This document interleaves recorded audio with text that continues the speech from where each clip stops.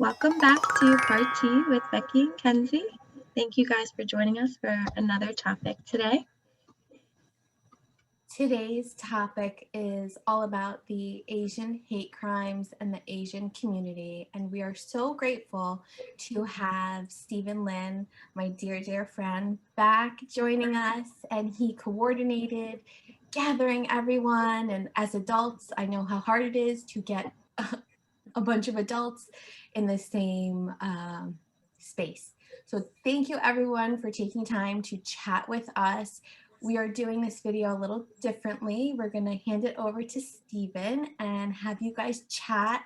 We're here to listen, we're excited, and we want to learn and hear what you guys have to say. So thank you. Thank you guys. Right, Kenzie and Becky, thank you for letting me guest host. Big shout out to Becky. Thanks for calling me when all this hate crime things were happening because, thanks for checking in. I'm sure that, Milton, Sarah, Judy, Marissa, you had people check in on you too.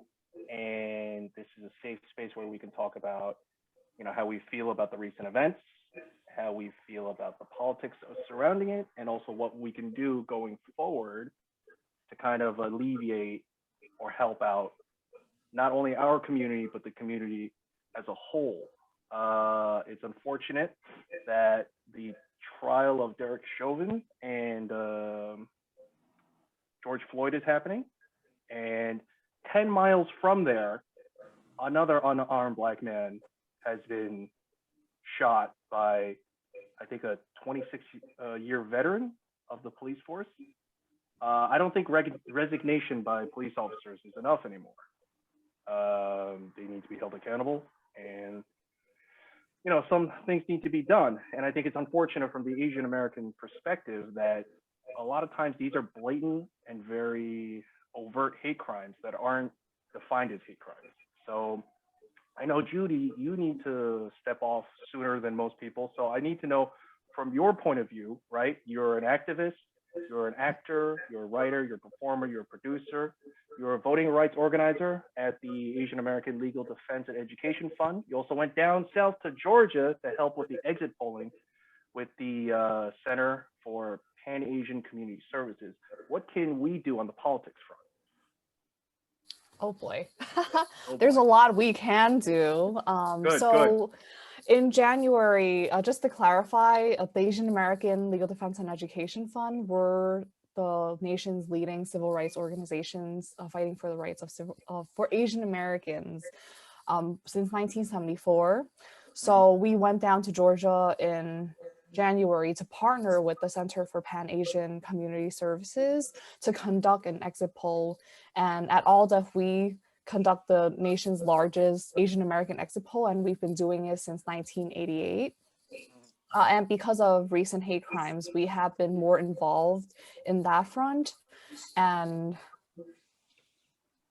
we've been doing this work for a really long time. So it's only now that it's amplified because of coronavirus.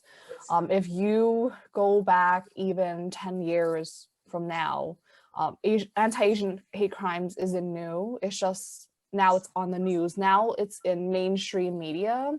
If y'all have been active and following sites like Angry Asian Man or Channel APA, or even just smaller Asian American news outlets, now Next Shark and Rice Feed, kind of blanking out on the name right now, and Asians with Attitude, they're new Asian news outlets that have formed since coronavirus. That's why we've been more in tuned or in touch. And I'm guessing mainstream media cannot ignore us any longer. That's why we're on headlines right now, maybe not for the right reasons. If you have experienced a hate crime, a lot of Asian Americans, their gut instinct is to not report it. A, because of language barriers, and B, because nothing is going to be done. And I think that is a more serious issue, the second part, where nothing is going to be done.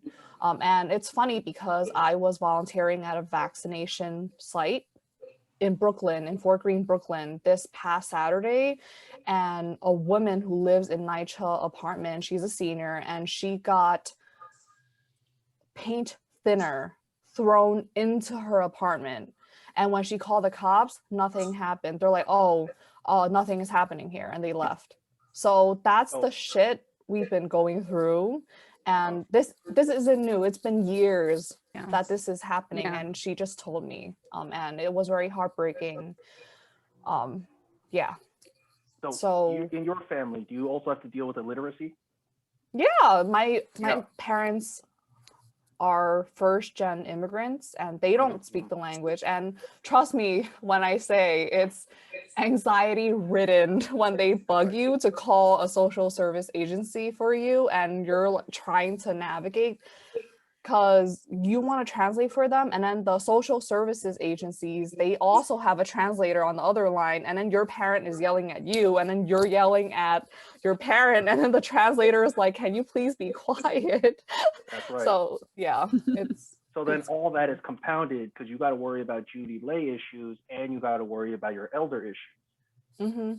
Right. Yeah, and then you got to translate, so it just compounds. I get it.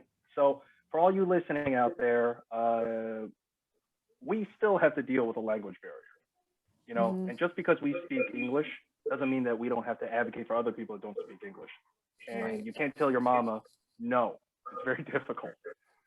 So Judy, is there voter suppression in the Asian American community?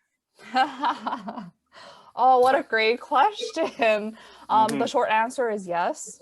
And I think one of the saddest thing I've seen is that a lot of states are organizing right now to combat voter suppression, but yet people who are non-Asian / they are people of color, they're still leaving us out in the major conversations when we're trying to organize.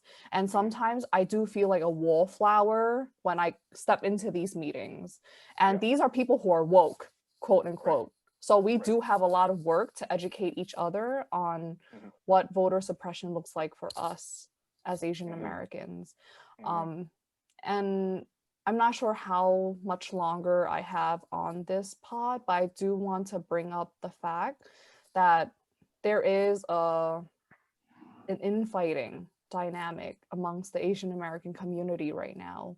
Who's woke, who's not, who's been fighting, who's fighting right now, and who's getting the glory, so to speak. So yeah, it's a big thing to digest, and I don't know if we're gonna get into it. I might stay on a little longer just to hear what everyone else has to say. Okay, well, let us know how we can connect with you on your social medias. Where you at? The Twitter, the Friendsters, the Instagrams? Speak. So follow ALDEF, AALDEF, and you'll get all the news. And don't be afraid to call us to report anything. We've been keeping track of all the incidents since Corona happened. So we've been running a database, and we're figuring out what to do with that data. We're an impact litigation legal organization, so we spend a lot of time building a case. That's Are you a national organization or just in New York?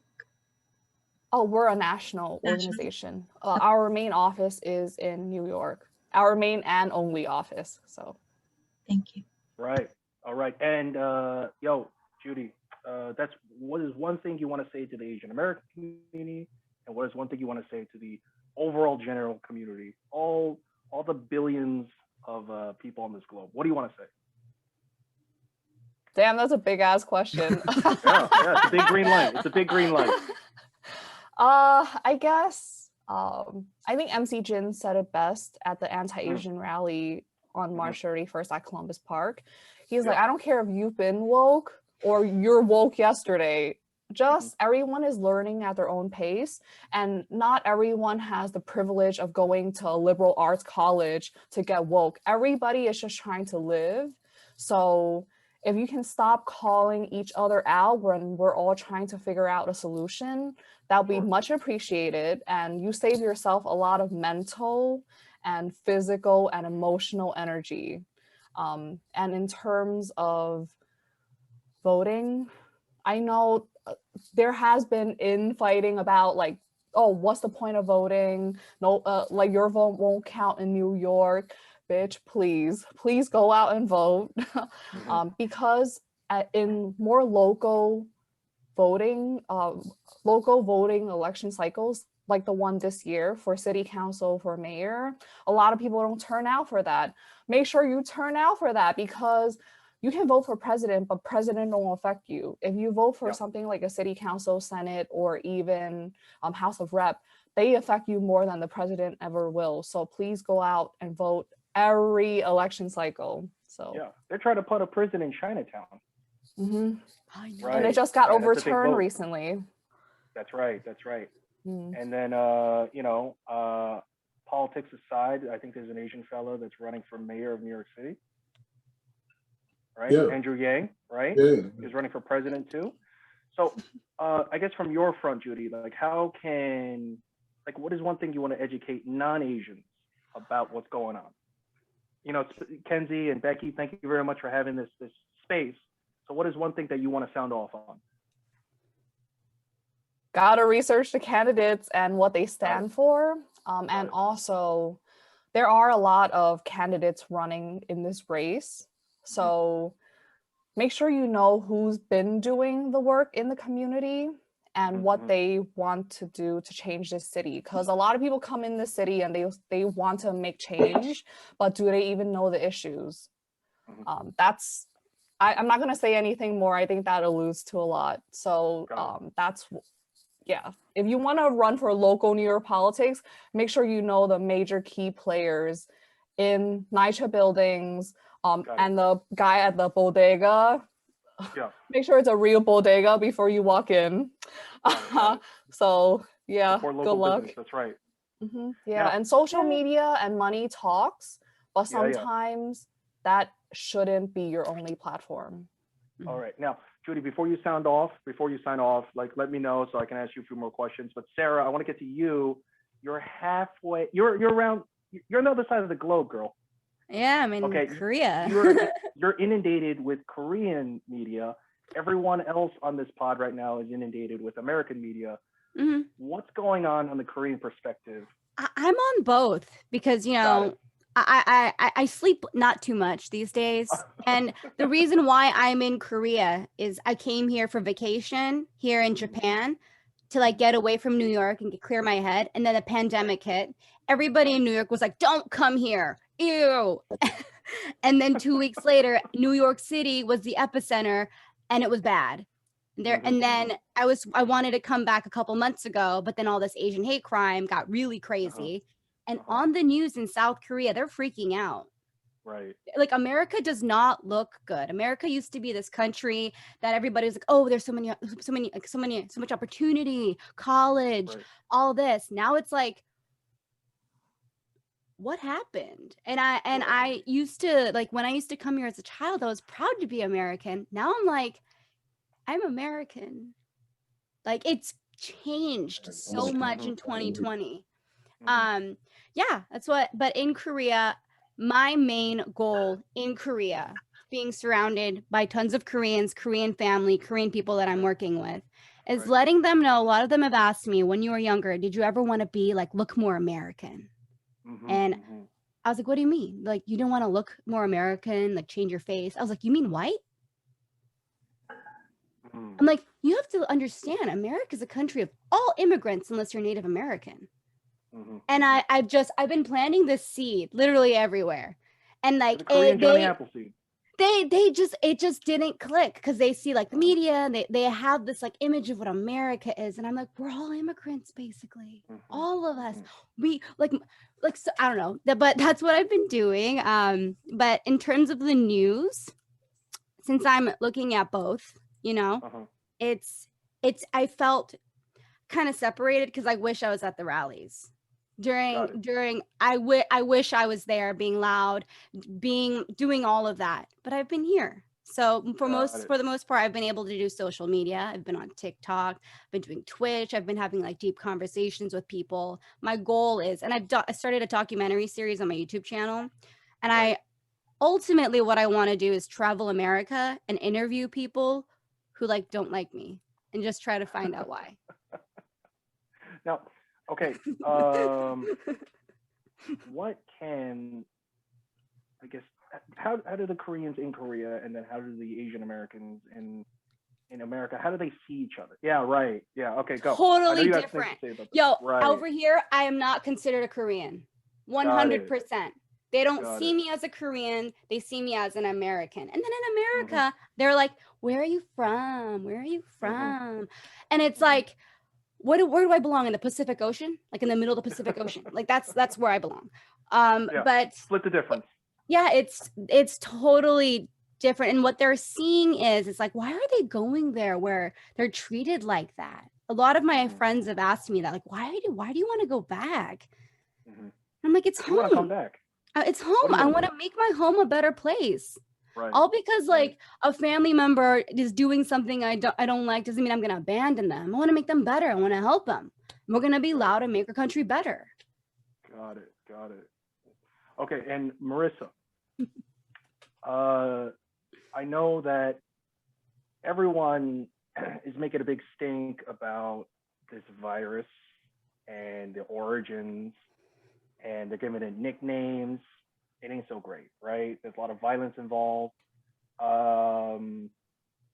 Even people that aren't in the Chinese American community or the Chinese community are being affected, right? Like that elderly Filipino lady that was going to church and got mashed up by that dude outside of that fancy place in Hell's Kitchen.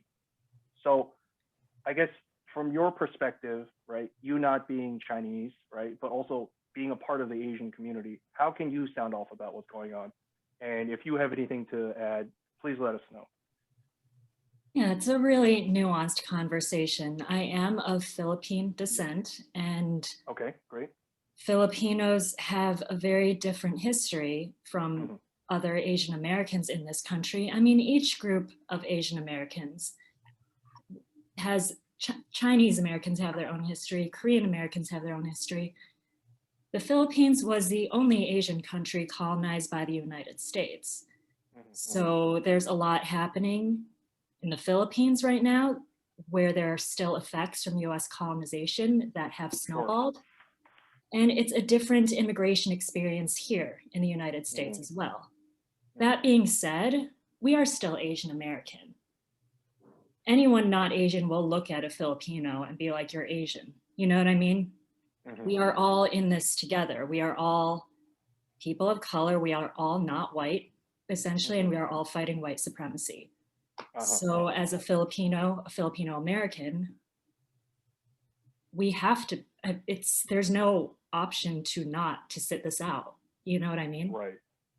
There's, yeah, sadly, Vilma Kari was beaten very badly out in Hell's Kitchen. Noel Quintana was the Filipino man who was slashed across the face. Sure. And I myself have experienced verbal attacks, and someone threw a rock at me while I was jogging last week, actually. It was the weirdest experience. Like, so nobody is, I mean, I know that within the Asian community, we all have our own, like, you know, Filipinos can talk to Chinese people that different. Like there's, I don't want to call it infighting, but there's certainly things to be recognized within the Asian community as a whole. Sure. But right now, our fight is together. We're all fighting the same, it's all of us against white supremacy at the end of the day, right? So that's all I've really got to say about that. As a Filipino, we can certainly talk about other issues within the Asian diaspora, but with anti-Asian hate crimes, that's all I got to say about that, you know? Right, right. And thank you very much for being brave and sharing that story with us. When I saw it on your social media feed, I was just like, mother, I can't believe, you know? Yeah, it was, and my first reaction was to stay quiet about it. Right. The gaslighting that I did to myself. Yeah. At first, I was like, did that rock come from the sky? Then I was like, oh, maybe it was on the road and a car ran over it and it ricocheted and just went straight into my back, right? I just did such major gaslighting on myself. And it was so hard to acknowledge that it could be racism because I was near Prospect Park on a busy road and I felt I don't live far from there. And it just felt like safe to me because I go there every day, right? But it just really hit home. I had to like accept that it could have been racism. It absolutely could have been racism. I had my headphones on, I didn't hear anything, I didn't see anyone, but I just don't know why else someone would throw a rock at me while I'm jogging. With like, maybe it was a punk kid, I don't know, but why would I be targeted and not other people on the street, right? And that was really hard to accept. I like came home and I sat here for like an hour and just kind of froze because I just didn't know what to do. And it was, I don't know how to describe it, to be honest with you. I mean, so I have this TikTok account where I've been speaking about the Asian American experience since last summer. And that's where I sort of, I feel like I can be candid on there. B, it's where I can put ideas out because I just, being a storyteller, I just string ideas together and I try to put it out there in 1 minute videos. With this, So what's your handle on that so everyone can see it? Oh, it's at Lecarpsicle, LECARPSICLE. Got it. And I'm probably the most candid on there than I am on my other social media because I feel anonymous. And also I feel like the ideas can get the most reach, but I put my story on there. And of course, everyone for the most part is supportive, but I wanted to hear what people would have to say against it. One guy who has always been commenting on my videos, this white guy married to an Asian woman, was like, he constantly comments on my videos trying to put me down. We'll get it. That's a whole other issue, but there's so many of them. Those people, not like the marriage, but like these people who do that on our TikToks. Yeah, and I'm like, it's the internet. It's the internet. Trolls. And it's like the same people, and I'm like, hey, you're a fan. You're giving me views. You know, exactly. So this guy, he commented, well, I had a I almost had my life taken away from me, but I choose not to let it affect my life. Stay positive, which I was like, I just want, whereas on a previous video where I was talking about standing up for yourself when you are Asian and standing up for everyone around you, he also commented saying, my kids are half white and they are suicidal because of the anti-white rhetoric being put out there. I was like, sir, where did I say anything anti-white when I said stand up? Sorry, so, go ahead. I was just saying, so I put my story there because I just wanted to see who was gonna say otherwise, right? And of course you have the people are like, why are we wearing headphones? I mean, yeah, I should not have my headphones on, or at least I shouldn't have the music. And other people were like, I don't believe you, I want to see videos. I'm always curious in hearing what people would say, like in opposition, because that's where the fight is, if that makes sense. So yeah, it's interesting.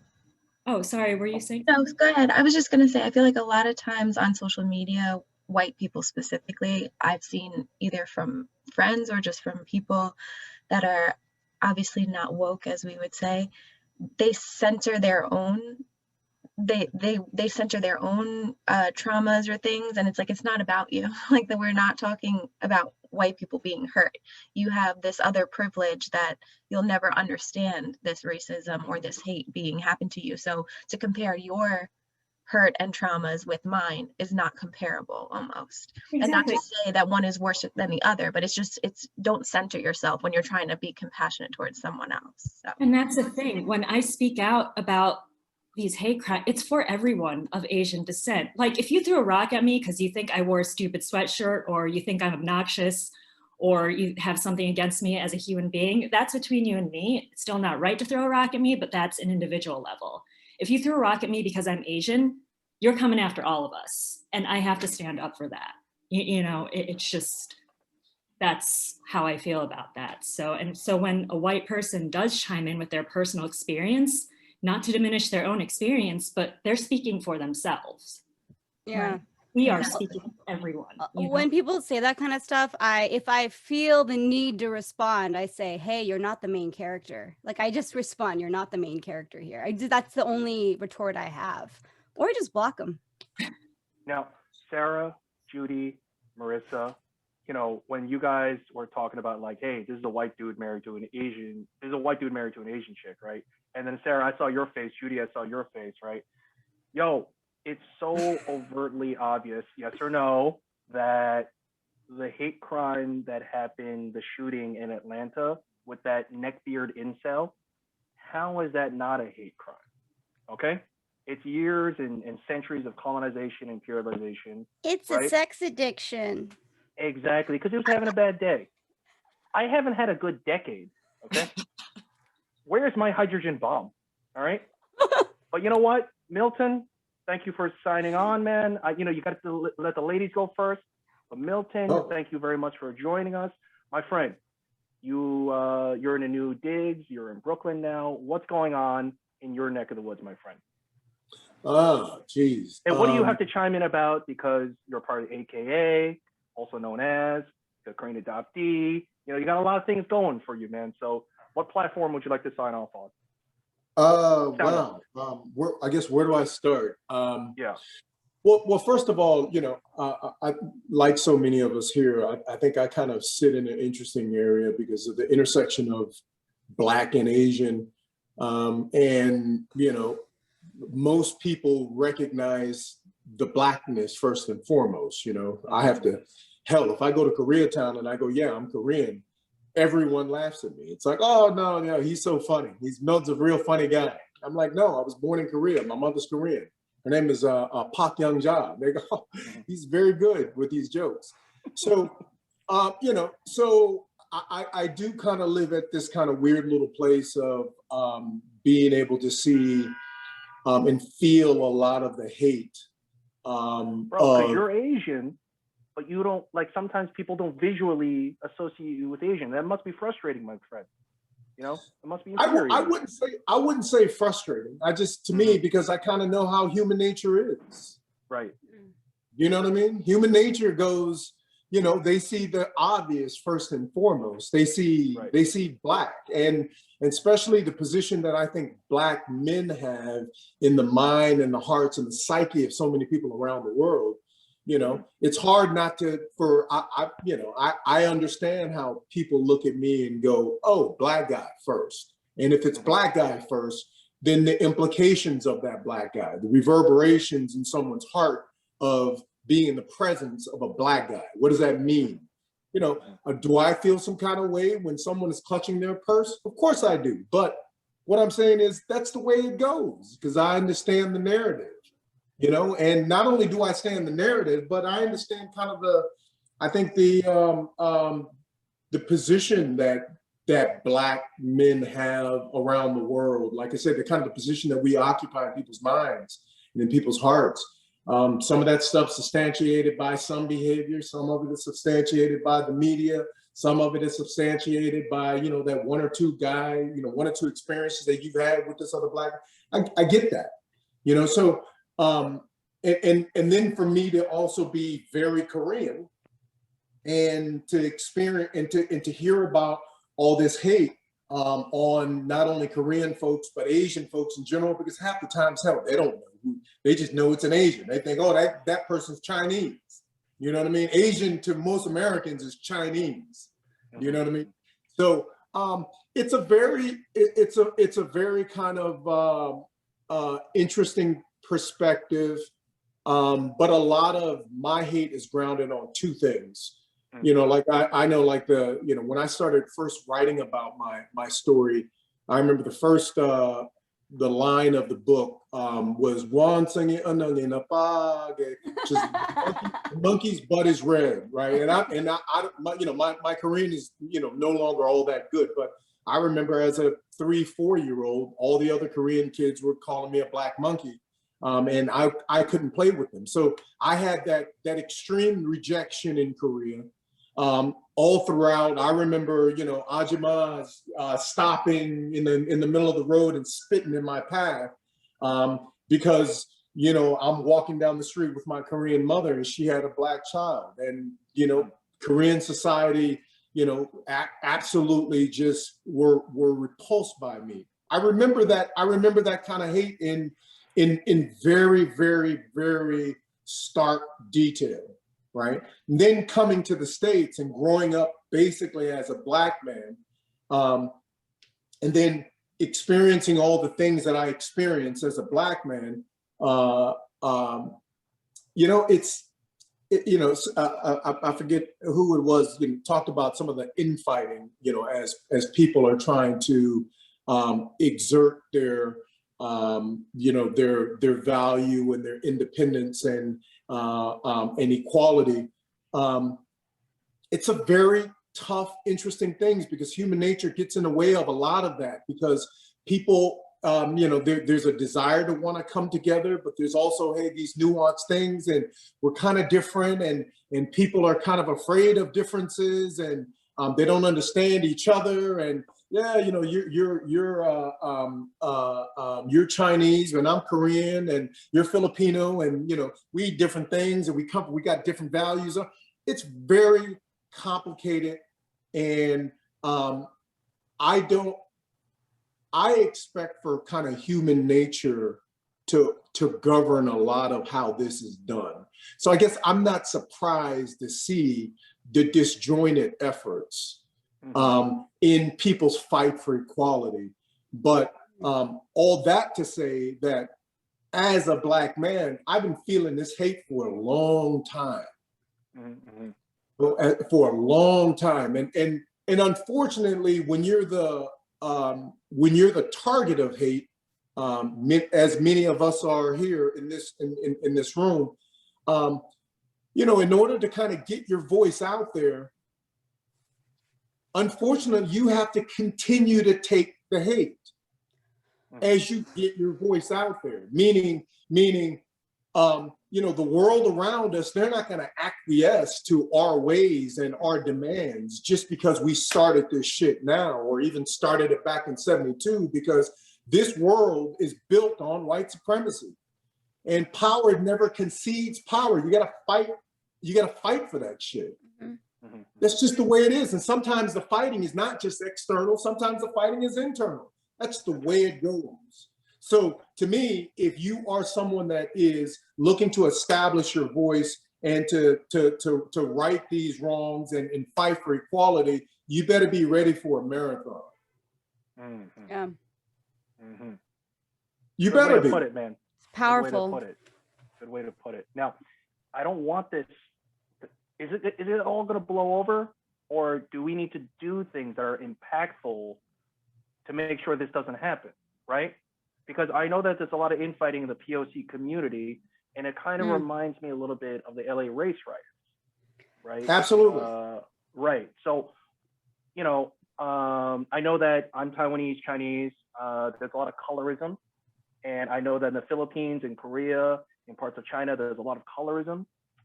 What can we do with the Black community, and what can the Asian community do with the Black community? What can we do together? Because, you know, at times, a lot of this anti-Asian hate is from also internally as POCs. So anyone want to chime in with that?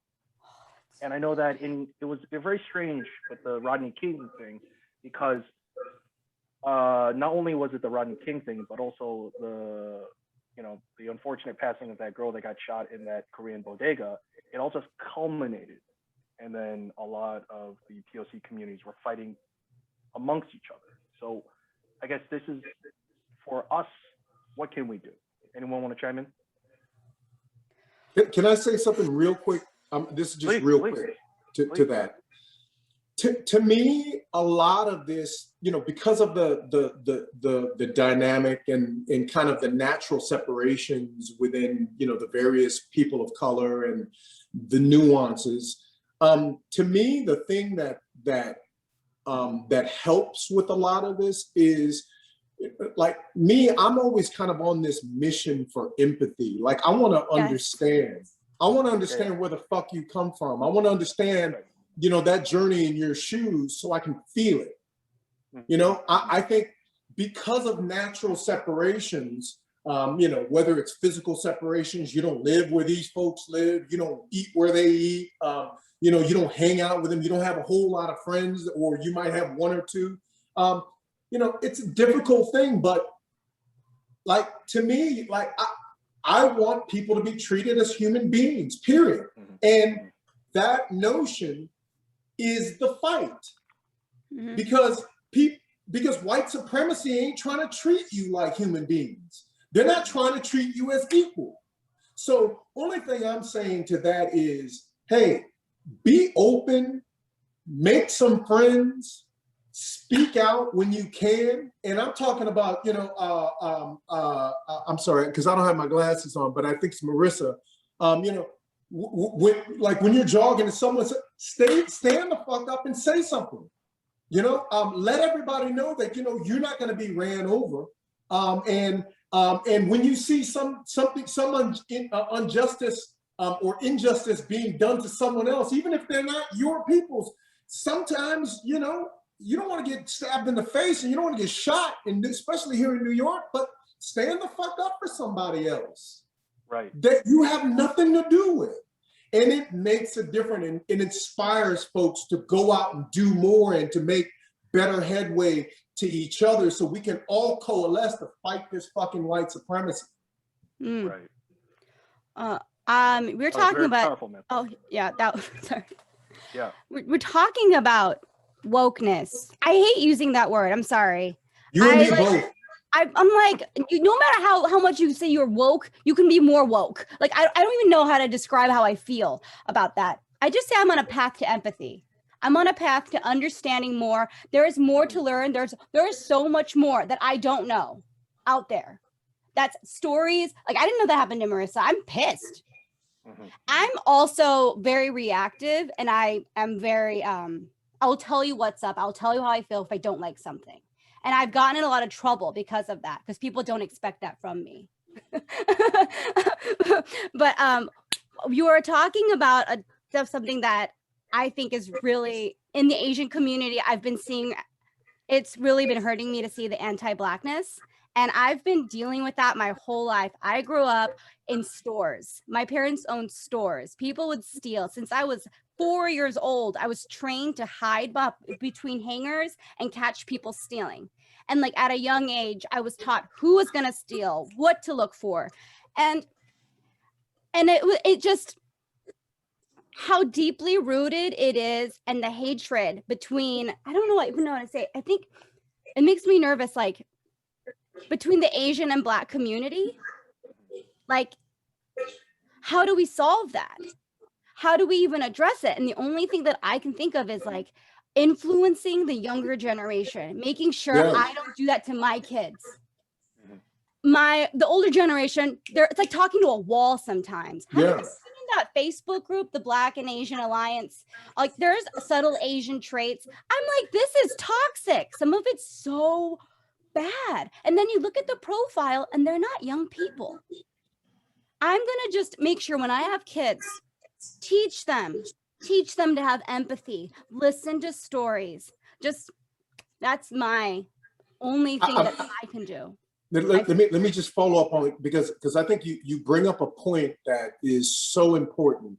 So like, let's just say, first of all, like your parents, you know, with the stores, question, what city is this? Where? Oh, I'm from Oceanside, California. Okay. I was San the Diego, only right? Asian family. Yeah, San Diego. I was the only Asian family there. Yeah. This is a short story that I want to tell you. One time I was doing that thing and I found these two kids they stole. It was Mexican and a Black kid. And I told my mom and dad. My mom and dad stopped them. They were upset. They were like, whatever. We called their parents. Their parents came down. My dad did not call the police. He knows the police. He did not call the police.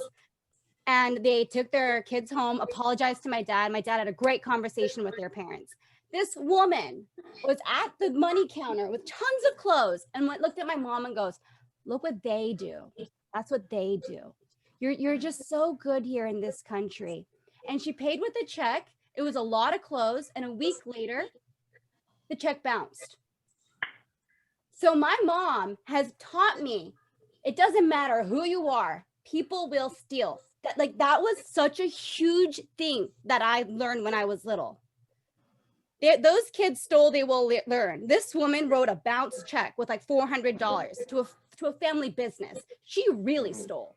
She happened to be white. She happened to be. Like, Well, but perspectives are important here. yeah, seeing stuff like that as a kid, I think it changed me. But there aren't others as fortunate as me to have witnessed things like that. And like the anti-Blackness is so deeply rooted in them. The thing that I wanted to say about that is, I think about sometimes like, the reputation that Black people have, all these negative this negative reputation, right? But this might be some insight. I'm about to tell y'all something, and this might be insightful for some. All right. So within the Black community, Chris Rock said it, you got your Black folks and then you got your niggas, right? That shit is real. And what he's talking about is Black folks who are oftentimes in poverty drive a lot of the perception that the world has about the rest of the Black folks. Let me tell you something about my family that I got adopted into that is very similar in many ways to a lot of other Black families that I know.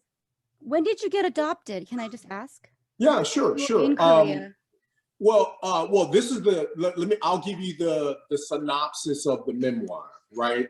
Which the name of the book is called Slicky Boy.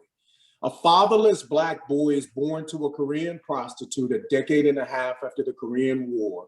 Left to roam his camp town with a pack of homeless kids, Little Miltona, fights, steals, and drinks as his mother works long hours, all into the age of 8, when he's adopted from the country that never claimed him by a Black military family from Texas, the Washingtons. So Slicky Boy is about the love and the loss of one mother and the finding of another with a lifetime of living in between.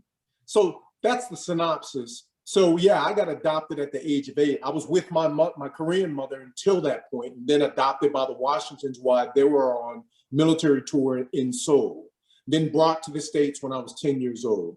So the thing is, so being adopted into this family, at the age of 9, I started school for the very first time in my life. I started to grow out of ignorance for the very first time in my life. I started to read, new family, new language, new culture, new everything, right? But the family that I got adopted into, Don, Donna, Darren, and Dwayne, all the D's in my family, if their name begins with D, they're the kind of the natural kids of the family. And then Joseph, Milton, and Annie are the 3 Black and Korean adopted kids from South Korea, with very little education, coming from poverty, all that sort of stuff. And then being adopted by this Black military family, Don Northwestern, Donna Northwestern, Darren Stanford MBA, Dwayne Northwestern. Those are the kids. Like, if they would have had like more natural kids, it would have been just an extension of that. It'd have been like the Kennedys, right? So meaning I know a lot of people, a lot of Black folks who are just regular ass people trying to live a life. They don't deal with crime, never touched crime, and they are just trying to provide for their families and to be good brothers, be good neighbors, and all that sort of stuff, right? On paper, they're just regular people. So those are not the Black folks that you typically kind of hear about. They're not. The Black folks you typically kind of hear about are the people who are oftentimes either extremely traumatized and they're non-addressed traumas, or they're in poverty. And because of almost the bombastic nature of Blackness, we are loud. We're loud with whatever the fuck we end up doing, we're loud with it, whether it's good or bad. And that bad stuff, being in stores and theft and crime and all that. Yeah, there's plenty of that action going on. When you got motherfuckers living in poverty, everybody's trying to get theirs. And they're gonna do whatever they're gonna do to get theirs. And sometimes it might be you that's in the way of that. You know, Yeah. that's just the way that works. Poverty works like that almost around the world.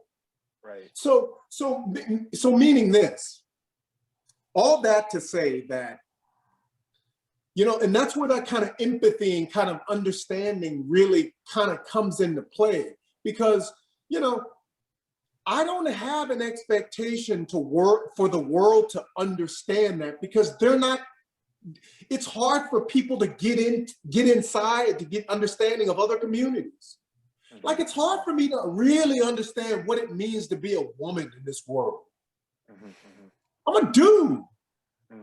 You know what I mean? I'm a dude. And me, I always kind of thought that it was kind of unfair almost being a woman. I'm like, shit, I'm like, you guys got to go through the whole thing of childbirth. And, you know, when it comes to kids, you know, you'll have a kid and a lot of men just kind of walk away and you're left with that responsibility. And then you got the menstrual thing, you know, and then, you know, when it's time for me to take a piss, I can just take a piss and you guys got to wait a long line. It's just not, it's just unfair.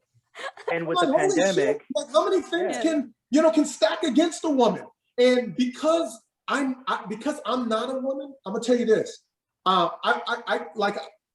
think I'm a feminist because I think it's almost unfair, the balance of power and the weight of responsibility that a man and a woman has. I think that shit is unfair. And so, you know, I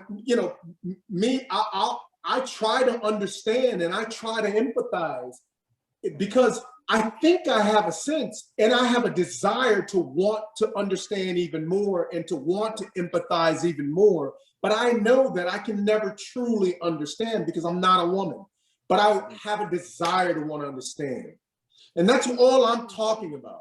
I'm talking about a lot of people, instead of, to me, I think there's a lot of folks who just kind of want to keep saying and fighting. But I'm like, you're fighting almost ill-informed. You don't really fucking understand.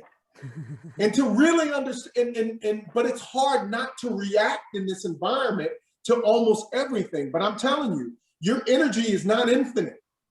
The energy that you end up expending, that you end up spending on a reaction because you're reacting to a thing, you need to save that shit. And you need to pick and choose your battles. And you better pick and choose your battles and pick and choose your words and make sure that that shit is informed. Because white supremacy has been around a long ass time. It is a hard thing to dismantle. Right. And if you going at it and fighting against it, you will mess around and burn yourself out. And you got to protect your energy, protect your spirit. And you have to pick and choose these battles. And you got to be very strategic and tactical. Like, one of the things that I stopped trying to let people's ways really affect me, even when they do. Even when they really, I'm on the train and I see someone throwing trash down on the floor, it shocks me. But some of that shit, I have to just kind of go like this to protect myself. You know what I mean? Because I'm not gonna, I refuse to spend energy because I need my energy to spend on some other things, these other battles that I'm engaged in. Right. You know, so all that to say is, be very aware of the energy that you spend in this war, because it's a war. Right. Now, all of us are instruments of expression. Some of us are writers, sculptors. A lot of us are activists. We're very involved in the community. Milton, you bring up a very good point. A lot of it is about energy and expenditure, meditation, what you do to kind of self-care. But you can't self-care your way out of an institutionalized issue. So Milton, what would you like to say, I guess, to white folks and also white supremacists? Well, you know, I guess what I say to white folks is, to be honest, not much, because, they're going to be the way they're going to be, man. It's like I said, power doesn't concede power. And if it appears to be conceding power, you better watch your back. So anytime I'm in situations, I rarely look to the other side for answers, because you know, they're gonna be the way that they're gonna be. I just look to me. Yep. You know, I look to me. And you talking about self-care. I roll up self-care every day. You know what I mean? You know, because like I said, this fight is not an easy, it's not an easy fight, and it's a war. Yeah. It's a war, and you better be ready for that long haul war, and you better take care of yourself. What strategy and tactics can you bestow onto us, my friend? Well, by the way, I'll tell you this, and I'll be quick with this. I'll be quick with this. You know, use some cannabis. It's helpful. Yeah. Move your body because of the duress that white supremacy and racism has, and not even just racism. There's all sexism. There's a lot of isms. Let's just say we fix racism. Then there's the nexism. Sure, man. It's about something major, something just as major. Sexism is a major ism that ain't nobody talking about to me. So what I'm saying is, so me, I use cannabis to keep my body and my mind nice. Make sure that you are fairly regular with movement and activity and exercise to get some real good balance in your mind, body, soul. Right? And be extremely selective on the energies that you have around you. Be extremely selective. Get very good at the art of saying no, and to removing yourself from toxic situations, toxic people. Because like I said, energy is not infinite. You don't have it all. And a lot of people, we end up spending a lot of energy on things that are not effective, not useful, and deplete you. And you never want to find yourself in a depleted situation in this current environment, because it will have you all of a sudden, you know, there's candles outside your door type action. You know, you gotta protect yourself. You really do. This is, when you're in a war, you gotta play offense and you gotta play defense. Okay, so that's one thing you want to, what is one thing, Milton, you want to say to the Asian community? What is one thing you want to say to the Black community? Or is that one thing for everyone? What is it? Well, I'd say to the Asian community, well, you know, kind of like, hey, welcome to Blackness. You know what I mean? Like, you know, Black folks, you know, it's just like, to me, what Black folks go through, and it's very similar to me in terms of intensity and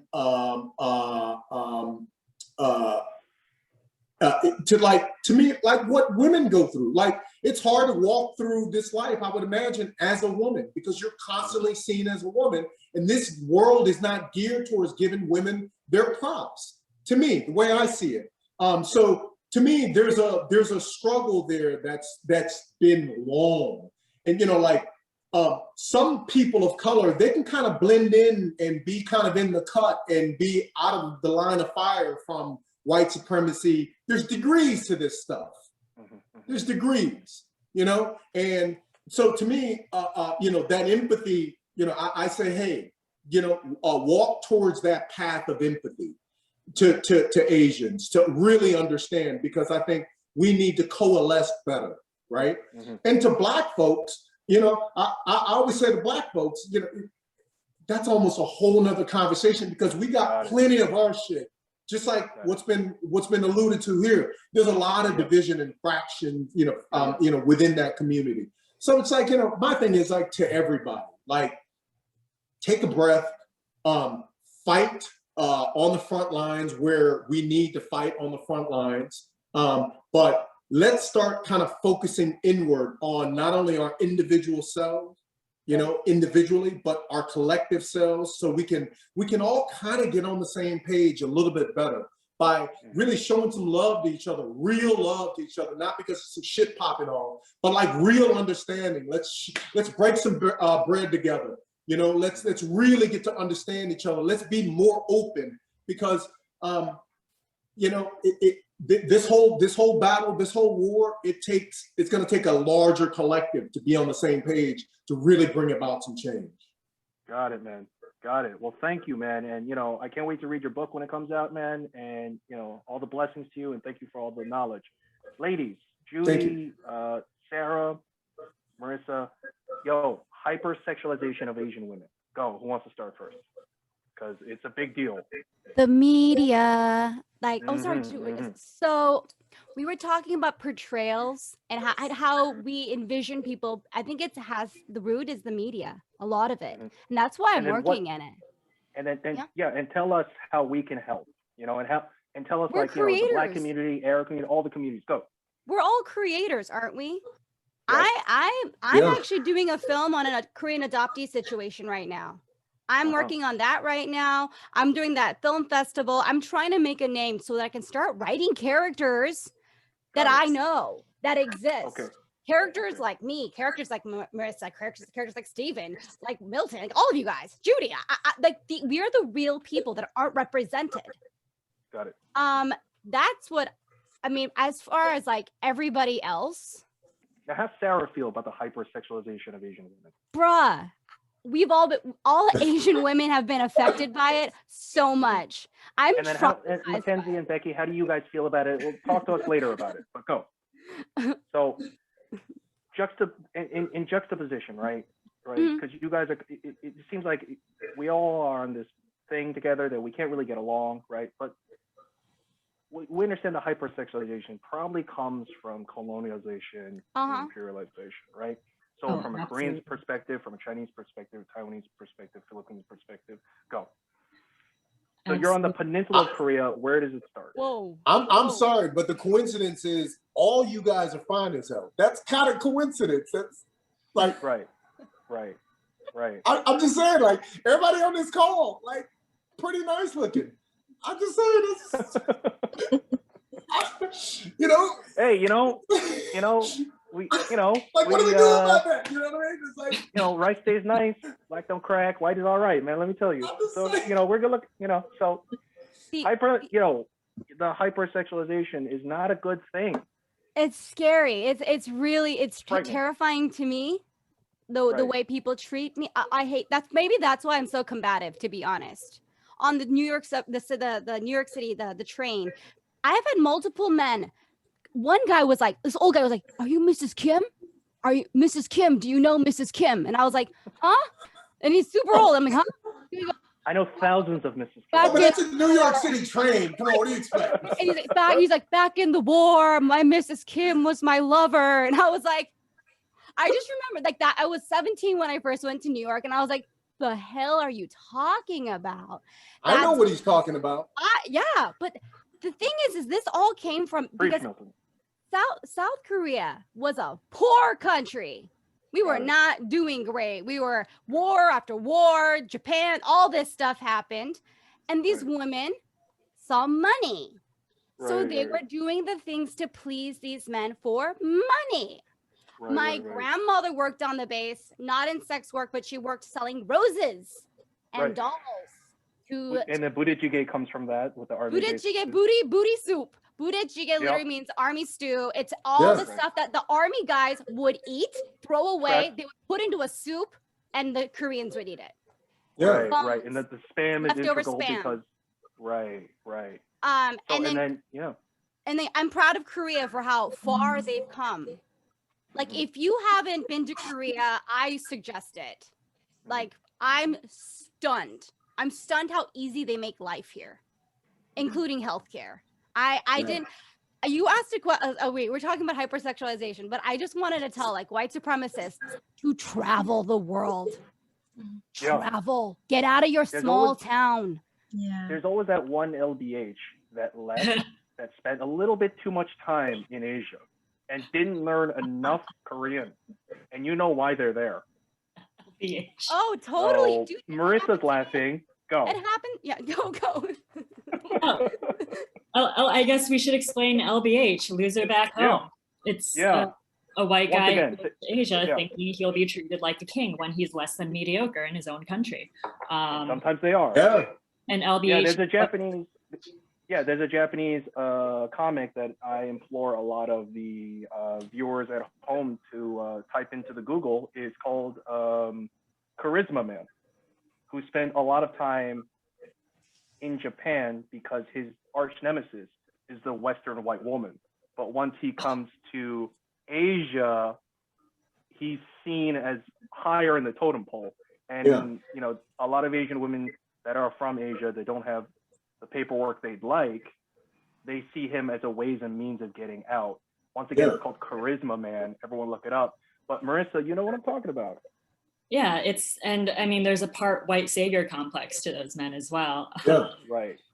Again, I always enjoy putting ideas out on TikTok to see what comes back at me. I remember this one guy being like, how dare you say I'm fetishizing my wife from the Philippines? I paid for her and her children to come over here.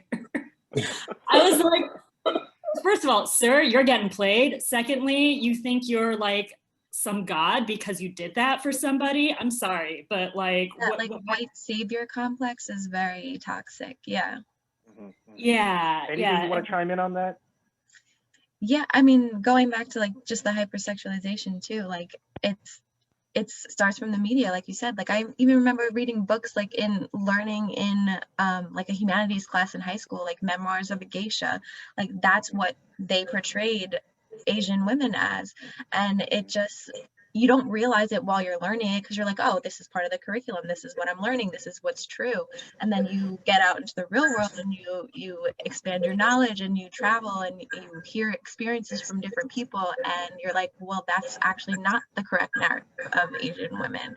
So it's just interesting to see like how everything that we consume, we really need to question and be able to find a different narrative, understand the real stories that are actually out there. Yeah, yeah. Kenzie, Judy's about to sign off. Judy, Yeah. where can we follow your gorgeous work? What is your social media handle? Go. Oh, my own personal one Of is course. Hey Judy Lay. It's just Hey and then my first and last name. Perfect. Anything you want to leave us, bestow some knowledge on us? I felt like I talked too much in the beginning, so No, of course not.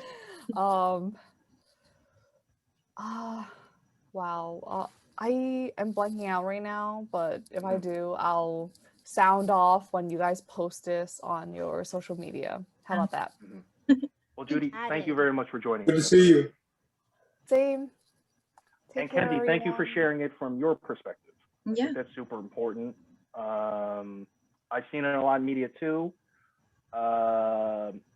Yeah, a lot of people don't feel like Asians have anything to complain about, i.e. the episode of the Kimmy Schmidt, the Asian American episode, which Which did not one? age very well. Yeah, there's they said two the that I Asian can think activists had of. nothing to complain about, but it's also part of it is we stay very silent and we also gaslight ourselves. So Marissa, thank you for sharing your perspective on that. Because I know that's not easy to deal with because you're like, hey, where'd that rock come from? Who am I going to target? Should I, stay silent because it's kind of helped me through life, or should I just, get very aggressive? It's not good. Yeah. know. Interesting you bring up the Kimmy Schmidt episode because Right. furthering the talk on media, that was not okay what Tina Fey put out there. What Right. Amy Schumer herself put out some Asian jokes as well about Asian women, Mhm. perpetuating this idea that we are the model minority and succeed. It's first of all, it's not true. Secondly, it's so harmful to us, to Asian Americans, in ways that may not be as overt, but this sort of this undercurrent of like, not all racism is, hey, you Asian person, you suck. That's not what racism is. There's always that undercurrent that's harder to identify, and we need to keep having these conversations and developing the language. Yeah, it's the microaggressions that add to the bigger picture of racism, and people pass by the microaggressions because they're like, oh, you're just being sensitive, and they gaslight you, or they say things like that, and you're just like, no, but that's where the root of the racism starts, is these little seeds that they're planting of these microaggressions. I call them little cuts that leave deep scars. Yeah, that make you bleed to death, essentially. Yeah, literally, it's just little things. You're like, it's fine, and then it really hurts, and then you're traumatized. Seriously. And I think of Macaulay Culkin talking about his child with Brenda Song in a Joe Rogan interview from a couple years ago. He talks about how the whole interview is a mess, but he's basically talking about how he's able to make Asian jokes because he feels like he's allowed to from dating an Asian woman, so he could understand that experience. It's very, and even everyone's defending him as saying he's joking, but it's not a joke. And if an Asian person, if an Asian woman is saying, hey, we should take this seriously, listen to that person. If you're not in that person's shoes, and I mean, this can be applied, it's just, you can't speak to that person's experience. So why would you dismiss it as a joke when it's not even targeted at you, if that makes sense, right? It's, so I think listening to people, and if you're white, not telling a person of color what racism is always helpful. Just listen to these experiences. And I always want to tell my community, I always want to empower them to keep sharing their stories as well. And obviously there's always going to be naysayers, but you just have to keep doing it. Have to. Well, I think everyone on this call feels like 2020. I mean, it feels like 2020 was a decade, to be honest. And we're living the sequel of 2020.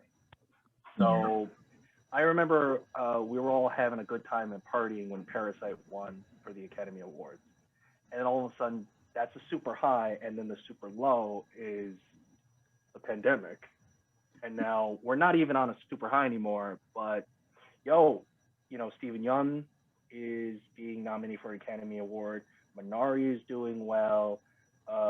Sound of Metal with Riz Ahmed is doing well. And, there's a Japanese fellow that just won the Masters for the golf thing. Yeah. So Kenzie and Becky, Parasite and Minari and Sound of Metal are certainly places that, you guys can go to kind of get the Asian American experience written by Asian Americans and sometimes written by, Asians in Korea. So I think that's super important. That's, two pieces of media that I think are quite relevant to what we're going through now. Anything that Milton, Sarah, or Marissa would like to kind of add to that? And I see Jeff on the call. If you want to chime in, bro, take yourself off mute, but, go. Like, what is it that you want Kenzie and Becky, something you can give them that's 90 minutes to be like, oh, I have a better understanding now. You got to understand history as well. Got it. Yeah. Open up a history book. Got it. Yeah.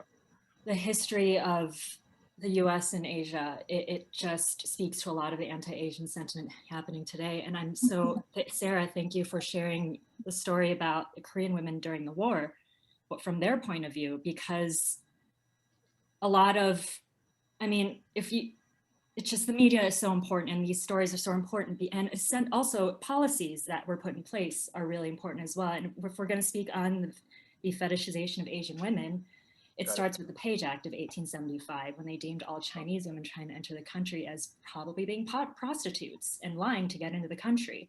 That was followed by the Chinese Exclusion Act, which was the first immigration act to target a specific ethnicity, saying Chinese people are not allowed to enter the country. Then you had this Marriage Act of 1907, I want to say, which deemed that any American woman who married a non-citizen would lose her citizenship, but American men could keep their citizenship if they married a foreign woman. Then you had another Marriage Act, which then you had anti-miscegenation laws that, of course, targeted white and Black relationships, but certain states targeted Asians as well and Filipinos, saying they could not marry outside their race.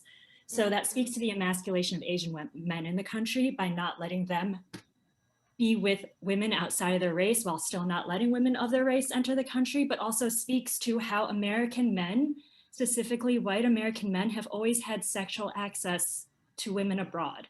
You had the War Brides Act in the 40s, right? That said that even though Asian women cannot be citizens, so many American soldiers after World War II wanted to take home Asian women as brides. So the government had to create this sort of special immigration policy to allow that to happen.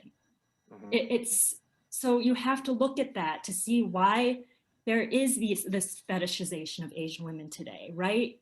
Why Sarah sharing that story about the Korean women during the war is so important. It's not because Asian women love white men. I mean, sure, there are some who probably do, but it's not a collective thing. Got it. It's larger than It's about that. survival at that time. And sorry, but I'm not in survival mode like that anymore. Don't treat me like I am. Mhm. Don't save me. I don't need your saving. Thanks. Yeah, That's what habits are hard to break, you know? Yeah. No, guys, you know, we got to wrap up soon, but this was important. This was compelling. This was multifactorial. Milton, Sarah, Marissa, wow. I mean, I knew a lot about you guys going in. Now I know a lot more. Jeff, thank you very much for signing in. You got to put yourself off on mute. Or someone's going to take Jeff off mute. I Jeff. did. Can you hear me? How you doing, guys? Yes, of course. Jeff, thank you for joining us. We talked about a lot. Yo, brother, I heard, we are wrapping up soon. As someone in the New York landscape, multi-decades, right? What's going on your beat? Tell us how we can help. well, I my know it's been a impression- lot, and yeah, we're like an my hour impression- into the podcast. yeah, I'm gonna try to do this really quick. So, Yeah. My impression is that in a decade or two, POCs are going to be the majority, and that is the fear that we are, and there's fear about that coming from the other side. Mhm. I mean, if you want to talk about the big tribe is going to be us, and that's what I see. That's what I feel as the underlying thing that's all behind this. In this woke situation, this is a cycle of getting woke. And what's happening is that once our numbers are larger than the white population, that's when things will really change, and it's going to take that amount of time, or probably more, before we really see change. I hope you guys see it in your lifetime. You see where I'm coming? So I understand it as that's how I'm looking at the overall long-term picture. But you're asking, I didn't answer your question. I'm sorry. In New York, when I walk out of my house, I always carry a pepper spray. So, Sorry to hear that, man. huh? I'm sorry to hear that, man. Right. Yeah. And for some reason, it's the elders that are being attacked, and that's no good, man. I got elders to look after too, so sorry that's happening, man. It's not good. But anything from the elders' perspective that you'd like to share with the viewers at home? Elders' perspective is that, well, we do have patrols in Chinatown in New York now. It's people are watching out. There was an incident that was prevented recently, with undercover cops on subways, nailing a perpetrator. I think people are starting to chip in. They're starting to realize, hey, this is real. This has been going on, and I'm trying to be optimistic about it. Sure. Overall. Yeah. That's all. I can't. I don't want to get too. I can't get too involved because it's the end of this session. I'm sorry to come in so late. No, please, thank you. Yeah. No, thank you for joining us. We're gonna wrap it up, but Jeff, where can we see your work? What is your Instagram social media handle? Instagram is JeffLee48. Just JeffLee48. I'm already following you, viewers. I hope you follow Jeff. He's got a lot of amazing content. Sarah, please. Yeah, hi. Give us your spiel. Where can we follow you on the TikTok and Instagram? And also, what do you want to sound off on? We talked about a lot. We talked about white supremacy, Christianity. Yeah, so go. Just again, empathy. Just try to understand each other. Yeah. We'll never completely understand each other, but we can try. Yeah. Where we all come from. Handle? Serotonin 21. Sarah, my name's Sarah. They call me Serotonin, and you spell it Serotonin 21 all across the board. That's my name. 21. All right, That's my favorite number. And Milton, you're bringing it home to the finish line. You're the anchor in this, 4x100. Go. All right. Where can we follow you? Where can we see you? What are the things you're going to be in soon? We can't wait. Go.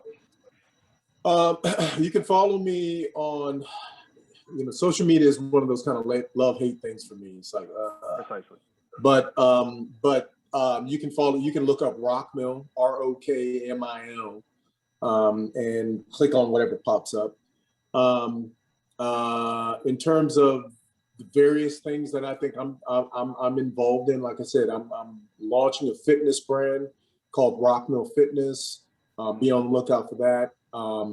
Cannabis brand called Rockmill, and just recently got a book deal with a photo book deal with Random House. Title is undetermined, so there'll be some photography coming out on that soon, year or so. And yeah, look out for the memoir too, whenever that hits. So appreciate the opportunity to talk. Thank you. And Rockmill, does it have edibles? I'm sorry?